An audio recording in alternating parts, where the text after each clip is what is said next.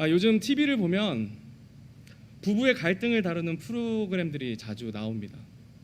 어떤 가정은 오랜 세월 쌓아온 불신 때문에 결국은 무너지고, 또 어떤 가정은 불륜으로 인해 끝내서 갈라서고 맙니다. 방영되는 드라마들 역시 이런 이야기를 소재로 한 자극적인 막장 드라마들이 인기를 끌고 있습니다.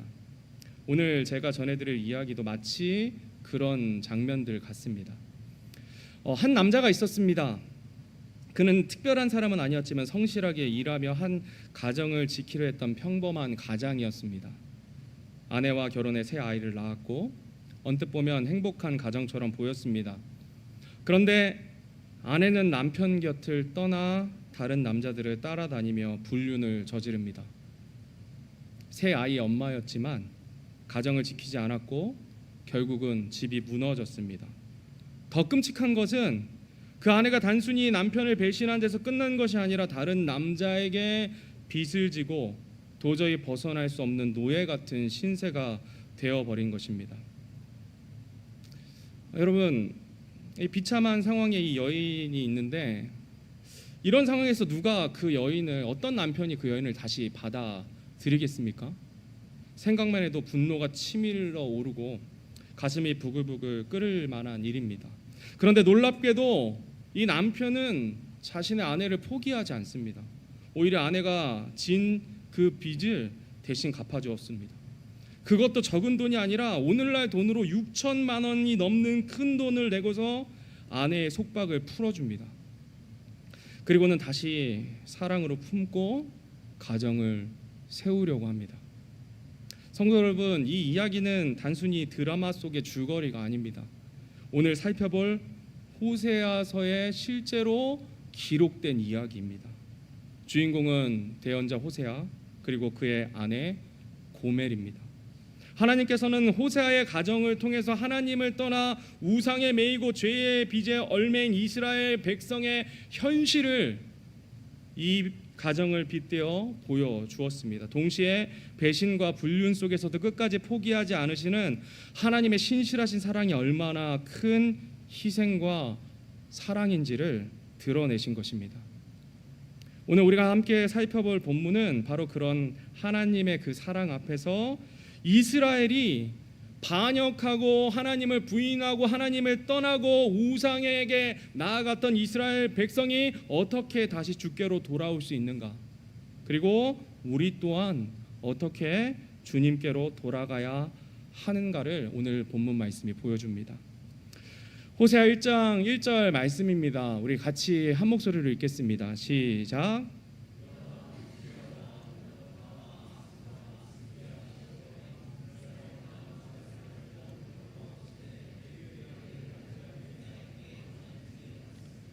아멘. 오늘 본문 말씀을 이해하기 위해서는 호세아서의 전체적인 내용을 좀 간단히 좀 살펴보도록 하겠습니다. 먼저 호세아서는 흔히 소선지서라고 부릅니다.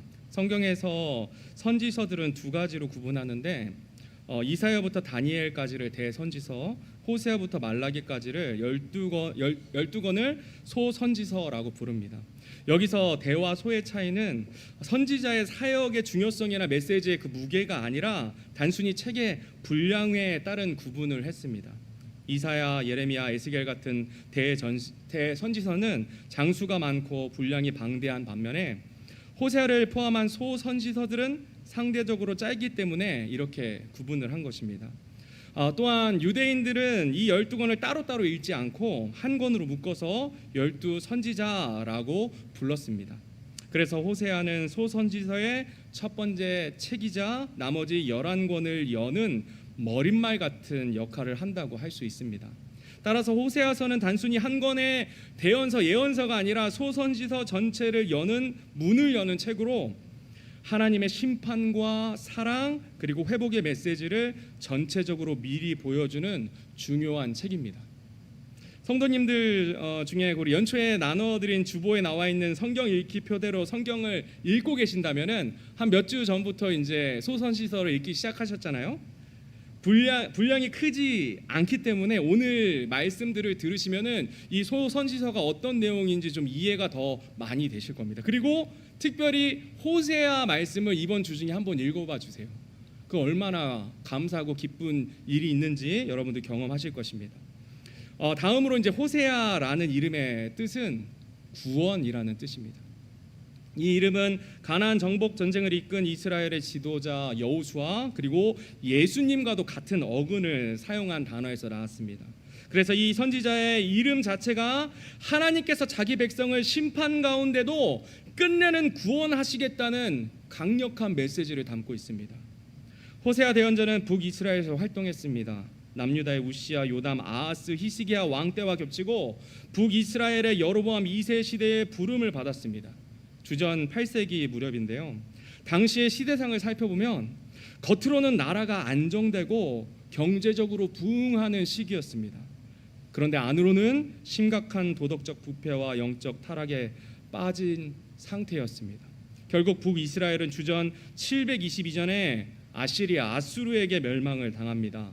호세아서에서는 약 25년에 걸친 호세아 대언자의 설교와 대언이 담겨져 있는데 주로 시적인 형태로 기록된 책입니다. 그리고 이 책은 크게 두 가지로 구분할 수 있습니다. 첫 번째 부분은 1장에서 3장까지인데 바로 호세아와 아내 고멜의 결혼 이야기입니다.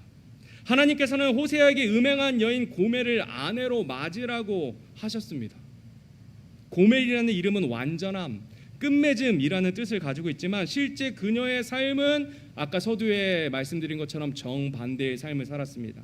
이름은 완전함이었지만 삶은 음행과 배신으로 자기 사랑으로 가득했습니다. 이는 백성 이스라엘이 거룩하고 완전해야 할 이름과는 달리 우상 숭배와 불순종으로 하나님을 떠난 모습을 그대로 드러내는 상징과 같은 모습입니다. 호세아와 고멜 사이에는 세 자녀가 태어납니다. 그들의 이름 역시 하나님의 메시지를 담고 있는데 첫째의 이름은 이스라엘이었습니다. 하나님께서 흩으신다라는 뜻으로 북이스라엘의 멸망을 계속해서 경고하고 있습니다. 둘째는 로루하마라고 긍휼을 입지 못함이라는 뜻입니다. 하나님의 긍휼이 더는 베풀어지지 않을 것이다 라고 경고하고 있습니다. 세 번째는 로암미입니다. 이 백성은 내 백성이 아니다 라는 뜻입니다. 하나님과의 언약이 끊어진 비극을 보여주었습니다. 하지만 하나님께서는 이 이름들을 심판으로만 끝내지 않으셨습니다. 오히려 긍휼을 입지 못한 자를 긍휼히 여기고 내 백성이 아니었던 너희를 다시 내 백성으로 부르겠다라고 약속하십니다.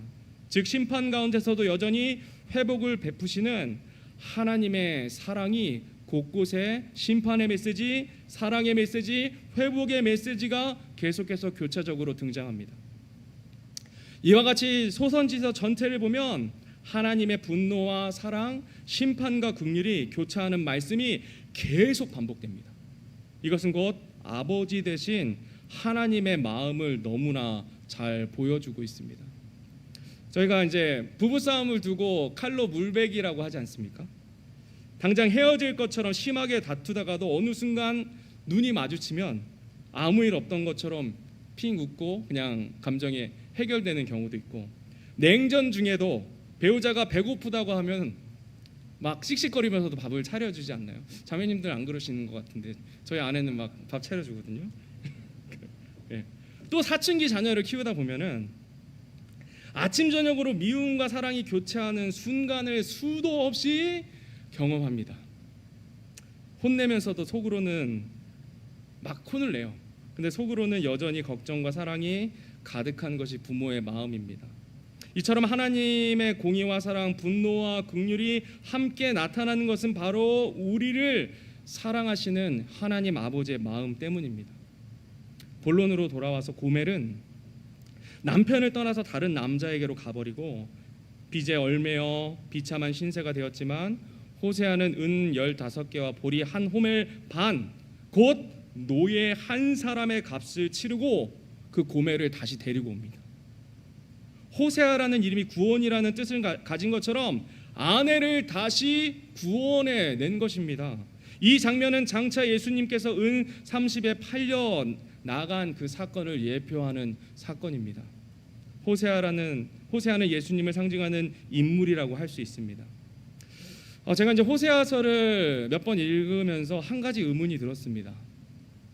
호세아는 단순히 하나님의 명령이었기 때문에 억지로 사랑하지도 않는 고멜을 용서하고 다시 데려온 것일까요? 여러분들은 어떻게 생각하십니까? 저는 아니라고 결론을 맺었습니다.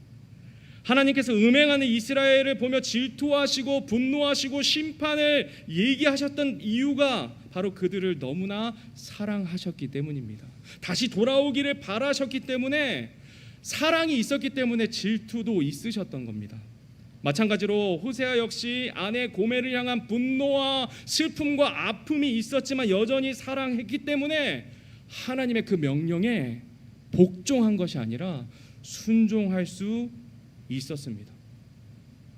죽일 듯한 미움과 동시에 비참하게 짓눌려 있는 아내를 불쌍히 여기는 긍휼의 마음이 공존했던 것입니다.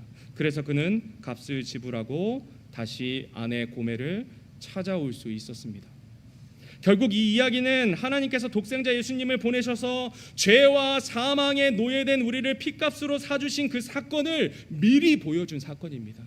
우리가 죄 가운데 있을 때 그것이 얼마나 하나님 보시기에 비참하고 더럽고 추악한 것인지 이 호세아와 고멜의 이야기를 통해서 우리에게 보여주시는 거예요. 예수님은 우리를 사랑하셔서 죽기까지 순종하셨습니다. 억지로 하신 것이 아니라는 거예요. 호세아도 마찬가지로 여전히 고멜을 사랑했기 때문에 이 하나님의 말씀에 순종할 수 있었던 것입니다. 두 번째 부분은 4장에서 14장까지입니다. 여기서는 이스라엘의 죄와 심판 그리고 회복의 메시지가 나옵니다. 우리 슬라이드 하나 넘겨주시면 4장 6절 그리고 6장 6절 말씀을 우리 같이 한 목소리로 읽겠습니다. 시작.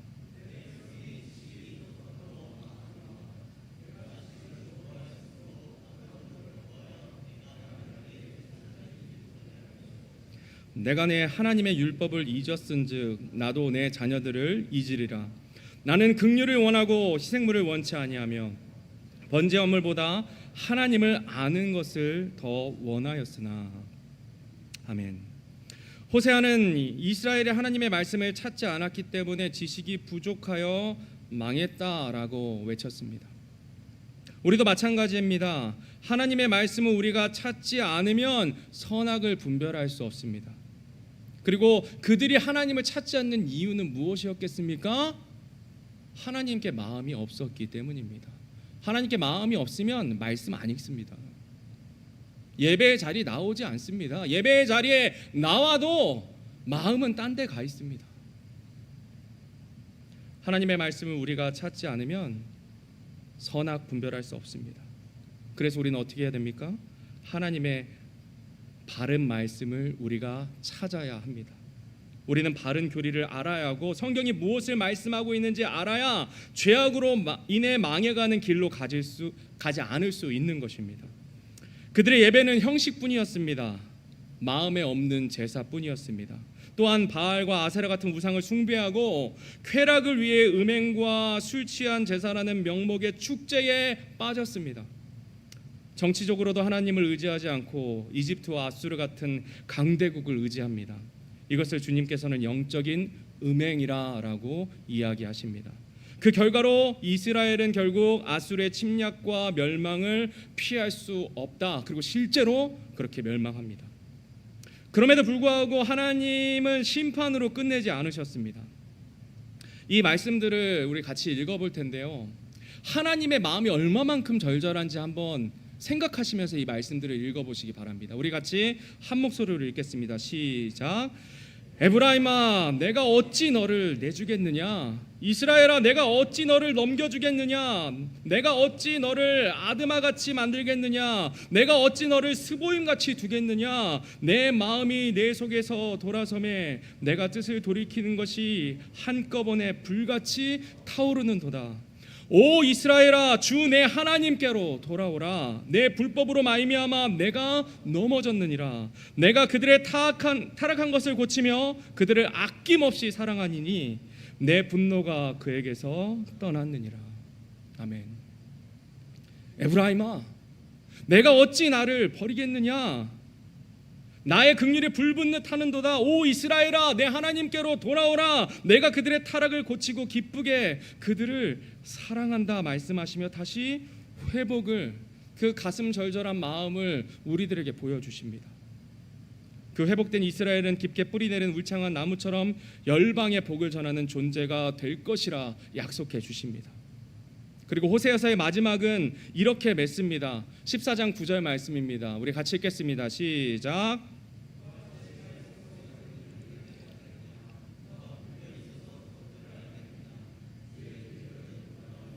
의인들이 그 길들 안에서 걸으려니와 범법자들은 그 길들 안에서 넘어지리라.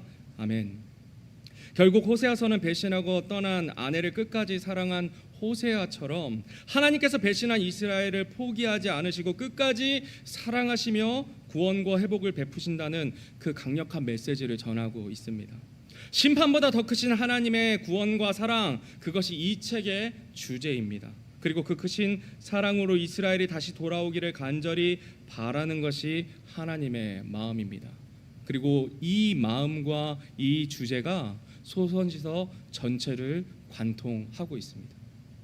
그렇다면 하나님을 떠난 백성들이 어떻게 하나님께로 다시 돌아올 수 있을까요? 오늘 본문은 우리에게 주님께로 돌아가는 바른 길, 그 방법을 세 가지로 우리들에게 말씀하고 계십니다. 오늘 본문 13장 4절 말씀을 우리 다시 한 목소리로 읽겠습니다. 시작. 그러나 나는 이집트 땅에서부터 주 내 하나님이니라. 너는 나 외에 다른 신을 알지 말라. 나 외에는 구원자가 없느니라. 아멘. 첫 번째로 주님께로 돌아가는 길은 하나님만이 우리의 구원자 되심을 인정하는 것입니다. 하나님께서 말씀하십니다. 나는 이집트 땅에서부터 주 내 하나님이니라. 나 외에는 구원자가 없느니라 말씀하십니다. 이스라엘 백성은 이집트 노예 생활에서 해방되었고 10가지 재앙에서 건진받았습니다. 홍해 앞에서 이집트 군대를 전멸시키신 하나님의 크신 구원을 경험했습니다. 그래서 구약 전체에 걸쳐서 하나님께서는 나는 너희를 이집트 땅에서 인도해낸 하나님이니라 라는 말씀을 90회 이상이나 계속해서 반복하십니다.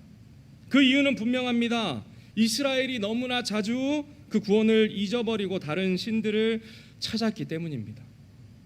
여기서 특별히 주목해야 할 말씀을 너는 나 외에 다른 신들을 알지 말라라는 말씀입니다.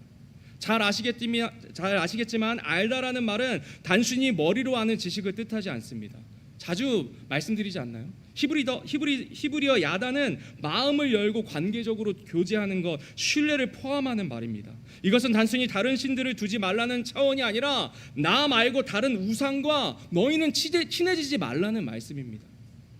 우리의 삶 전 영역에 하나님만을 사랑하고 의지하라는 강력한 경고이자 요청의 말씀입니다. 그리고 또한 나는 이집트 땅에서부터 내 하나님이라는 선포는 단순히 과거에만 해당되는 말씀이 아닙니다. 히브리어 문법상 뭐뭐에서부터라는 말은 과거에서부터 지금까지 그리고 미래에도 계속해서 하나님이 우리의 구원자가 되신다는 진리를 강조하는 표현입니다.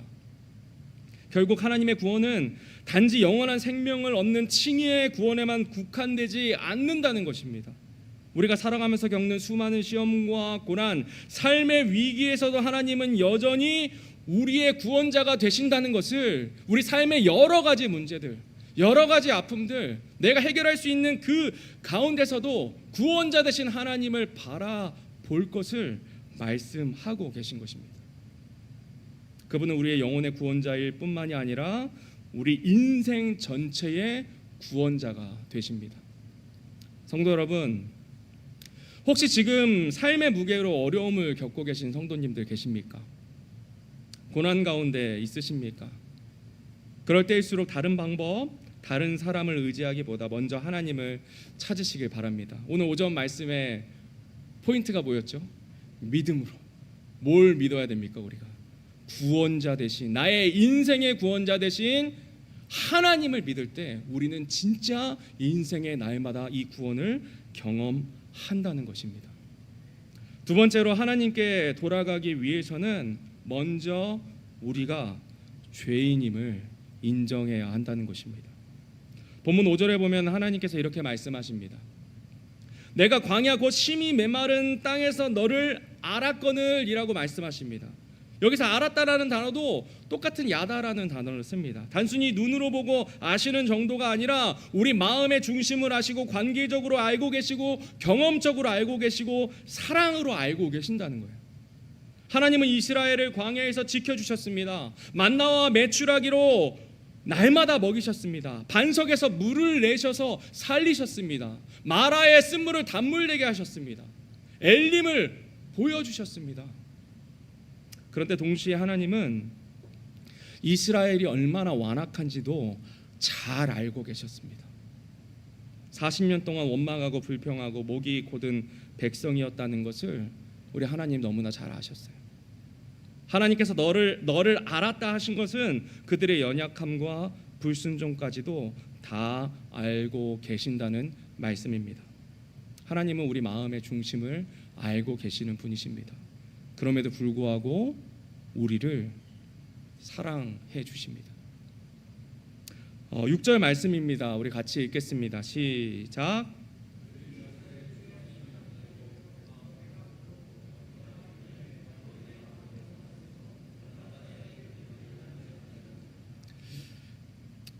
배가 부르고 마음이 높아져서 그런 까닭에 그들이 나를 잊었다 말씀하십니다.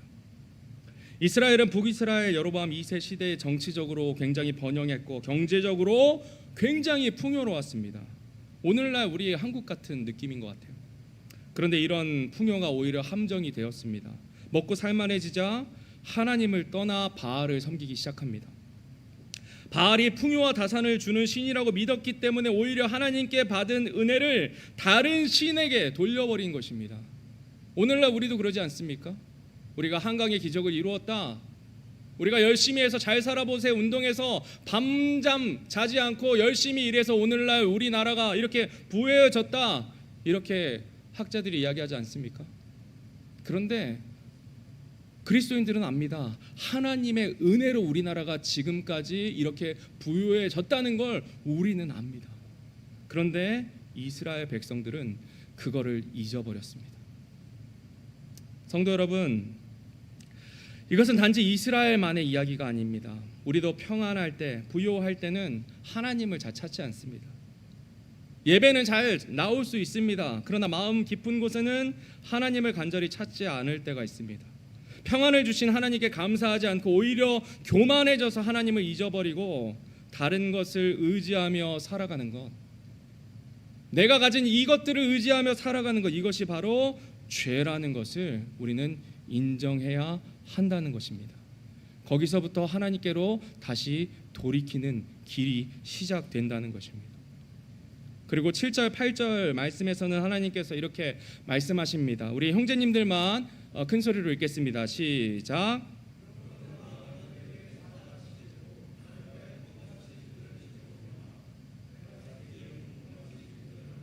그들의 심장 거풀을 찢고 거기서 사자같이 그들을 삼키리니 들짐승이 그들을 찢으리라. 아멘. 하나님께서는 이스라엘이 교만하고 방자하고 하나님을 배반했을 때, 다른 것을 의지했을 때 무서운 심판으로 다가오셨습니다. 사자와 표범과 곰처럼 갑작스럽고 너무나 강한 것들이 무자비하게 심판할 것을 경고하십니다. 실제적으로 다른 이방 나라들에게 멸망당합니다. 강한 힘 앞에. 그리고 9절에서 이렇게 말씀하십니다. 오 이스라엘아, 내가 내 자신을 파멸시켰거니와 내 도움은 내게 있느니라. 아멘. 이스라엘의 파멸은 하나님 때문이 아니라 이스라엘 백성 스스로가 하나님을 떠난 결과였습니다. 그들은 주변 강대국 이집트와 아수르의 도움을 구했습니다. 그러나 결국 자신이 의지하고 도움을 구했던 그 강대국들에게 짓밟히는 비참한 상황을 맞이합니다. 성도 여러분, 이 말씀은 오늘 우리에게도 동일하게 적용됩니다. 내가 하나님을 떠나 세상 편에 있을 때, 세상에서 인정받으려고 아등바등 살아갈 때, 내 힘으로 살려고 할 때 우리는 결코 이 악한 세상에서 승리할 수 없다는 것입니다. 마음의 평안도 없고 우리가 해결할 수 없는 문제들이 우리의 인생 앞에 나타났을 때 우리는 절망하고 주저앉을 수밖에 없다는 것입니다. 어느 한 가장의 이야기입니다. 오늘날 우리 시대의 가장은 직장에서 성과를 내야 합니다. 월급으로 감당이 안 되니까 대출을 끼고 내 집을 마련하고, 아이들을 학원비와 교육비가 갈수록 늘어만 갑니다. 그러니 새벽부터 밤늦게까지 일하고 주말에도 가족들과 함께하기보다는 업무나 부수입을 챙기는 데 시간을 쓰는 가장이 있습니다. 하지만 그 대가로 가정에서 보내는 시간은 점점 줄어들었습니다. 아내는 점점 지쳐갑니다. 아이들은 아빠가 바쁘다는 이유로 사소한 도움조차 받지 못해 외로움을 느끼고, 아이들과 아버지는 점점 서먹해지기 시작합니다. 그러다 어느 날 가장은 집에 돌아왔는데 문 앞에는 아무것도 없었습니다. 아내는 아이 데리고 잠시 친정에 갔고 좀 쉬고 싶다는 문자 한 통만 남겼습니다. 그는 비로소 깨닫습니다. 자신이 지키려 애썼던 성공이 결국 가정을 잃어버렸다는 뒤늦은 후회만 남게 되었습니다. 국민일보 보도에 따르면은 워커홀릭이 가족 관계 파탄의 주요 원인 중에 하나로 꼽습니다. 방송에서 부부들 갈등 사례도 남편의 지나친 일 중독 때문에 결국 아내와의 별거와 이혼에 이르렀다는 소식이 여러 차례 여러분들 들어보셨을 겁니다. 제가 이 말씀 준비하면서 이 워커홀릭 얘기를 서치를 하는데 마음에 굉장히 찔림이 있었습니다. 정말 찔림이 있었어요. 여러분들은 어떠신가 모르겠습니다. 오늘은 3040 헌신 예배로 드려지고 있습니다.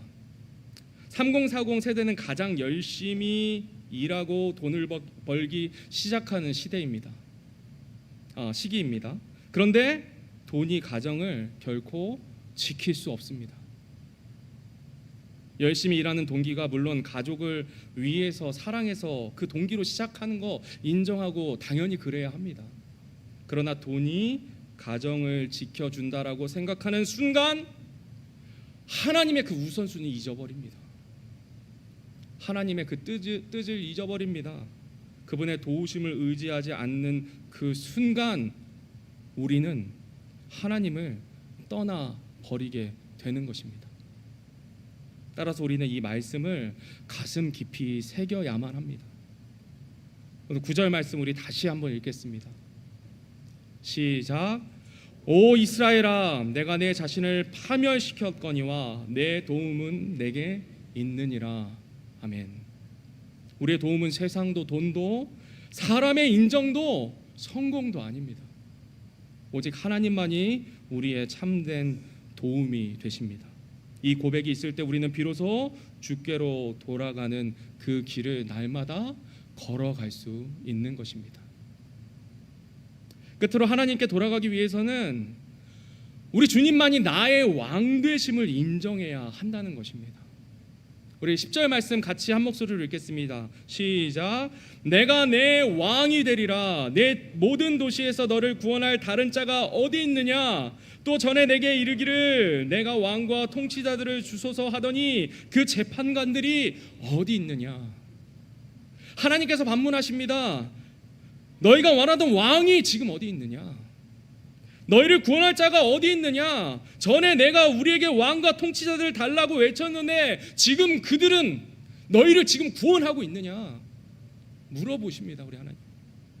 이스라엘 백성은 과거 사무엘상 8장에서 하나님을 왕으로 모시기를 거부합니다. 다른 민족들처럼 눈에 보이는 사람의 왕을 달라고 요구합니다. 그러나 지금 위기 앞에서 그 왕과 재판가들은 아무런 힘이 되지 못한다고 백성들한테 반문하고 있는 것입니다. 고대 사회에서 왕은 생사여탈권을 가진 절대적인 권력자였습니다. 백성들의 생명과 죽음을 결정한 권한이 있었고, 전쟁을 일으키거나 멈출 권한이 있었고, 세금, 법, 땅의 소유권까지 모든 것이 왕 한마디면 다 결정이 되었습니다. 그래서 백성들은 왕에게 충성을 맹세하고 왕은 그 대신 백성을 보호하는 의무를 가졌습니다. 그런데 세상의 왕들은 위기 앞에서 백성을 지키기보다 자기 살 길을 먼저 찾습니다. 이스라엘의 여러 왕들처럼 하나님을 의지하지 않고 정치적 동맹이나 군사력만 의지하다가 백성을 비참하게 만들고 정말 위기가 찾아오면 수도를 버리고 백성을 버리고 망명하는 길을 선택합니다. 그러나 진정한 왕 대신 우리 하나님은 다르십니다. 예수 그리스도 우리의 사랑의 왕은 자기 목숨보다 백성을 더 사랑하셨습니다. 요한복음 말씀에 나는 선한 목자라, 선한 목자는 양들을 위해 자기의 목숨을 내어 놓느니라 말씀하십니다. 예수님은 십자가에서 죽기까지 우리를 사랑하시며 백성을 버리지 않는 진짜 왕이 되셨습니다. 성도 여러분, 여러분의 왕은 누구입니까? 혹시 하나님 말고 내가 더 의지하는 것이 있습니까? 돈입니까? 안정입니까? 사람들의 인정입니까? 우리가 그것들을 따라가면 결국에는 무너집니다. 본문에서 하나님께서 물으십니다. 너를 구원할 다른 자가 어디 있느냐? 오늘 우리는 이 질문 앞에 서야 합니다. 그리고 이렇게 고백해야 합니다. 주님만이 저의 왕이십니다. 하나님은 우리에게 지금도 말씀하십니다. 내가 너희의 왕이 되리라. 이 말씀 앞에 아멘으로 화답하고 날마다 주님을 왕으로 모시며 살아가는 것이 하나님께로 돌아가는 길이 된다는 것입니다. 오늘 말씀을 맺겠습니다. 이스라엘은 하나님께서 구원자 되심을 잊었고 자신들의 죄악을 인정하지 않았고 결국 하나님 대신 다른 왕들을 의지하다가 멸망당했습니다. 그러나 하나님께서는 그럼에도 불구하고 내가 너희의 왕이 되리라 말씀하시며 여전히 돌아올 길을 열어두고 계십니다. 오늘 본문이 우리에게 가르쳐 주시는 주께로 돌아가는 길은 분명합니다. 첫째로 하나님만이 우리의 구원자 되심을 인정해야 한다는 것. 둘째로 우리가 하나님 앞에 죄인됨을 여전히 죄인됨을 인정해야 된다는 것. 세 번째로 주님만이 나의 왕 되심을 인정해야 한다는 것입니다. 성도 여러분, 우리는 너무 쉽게 하나님을 잊습니다. 평안할 때 교만해지고 위기 앞에 세상의 도움을 구하려 합니다. 그러나 본문 말씀은 분명히 말씀합니다. 너의 도움은 내게 있다. 내가 너의 왕이 되리라. 이 말씀에 화답하면서 믿음의 고백 다 같이 하겠습니다. 같이 믿음의 고백하겠습니다. 시작. 주님만이 나의 구원자이시며 도움 되시며 왕이십니다. 아멘. 이 고백이 우리의 가정과 삶 속에서 날마다 선포되기를 바랍니다. 그럴 때 하나님께서는 호세아 시대에 그랬던 것처럼 오늘 우리의 삶 속에서도 회복과 구원을 날마다 이루실 것입니다. 심판보다 크신 사랑, 파멸보다 강하신 은혜로 우리를 붙드시는 주께로 돌아가는 저와 여러분이 되기를 간절히 바랍니다. 우리 다 같이 일어나셔서 오늘 말씀 생각하시면서 찬송가 764장 주님을 바라보아라 찬양하시고 예배를 마치도록 하겠습니다.